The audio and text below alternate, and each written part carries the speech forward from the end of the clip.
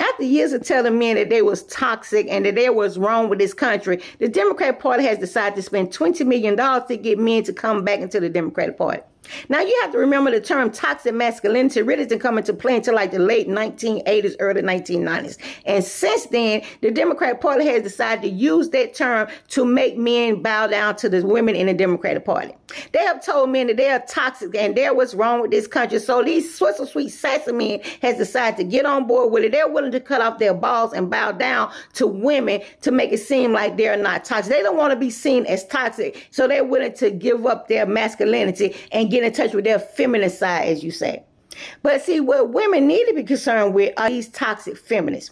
See, men are supposed to be masculine. They're supposed to be providers. They're supposed to protect their women. They're supposed to get out there on the battlefield and be willing to fight for this country. But because of that, Democrats have called them toxic, said that they have toxic masculinity, and they lost a lot of men. So now they're willing to spend $20 million to try to get them back. But again, what women need to be concerned with are these toxic feminists. You know, these women who tell you you don't need a man. These women that tell you you're the most educated. They can do it by themselves. They don't need a man. They can take care of their children by themselves. They're the mama and the dad. While at the same time, they're getting help from the government to take care of their children. These are the toxic feminists that you need to be concerned with. The women who tell you you don't need a man while at the same time trying to look like men, trying to go to the gym and bulk up and act like men, buying strap-ons to try to pretend that they have what natural born men were born with. Now, it's absolutely nothing wrong with you being who you want to be. You can be who you want to be. You can identify with what you want to identify with. But while they're calling these men toxic, what women need to be concerned with are these toxic feminists who are trying to tell you you don't need a man, you're equal to a man, you can do what a man do while at the same time buying strap-on trying to pretend that they are men. See, they have to say that this toxic masculinity is what's running the country.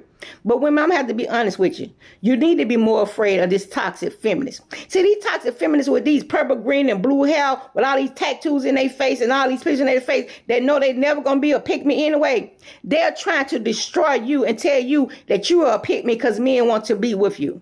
Women, these toxic feminists are the ones that you need to be concerned with. Toxic masculinity is not the problem. And it is what it is.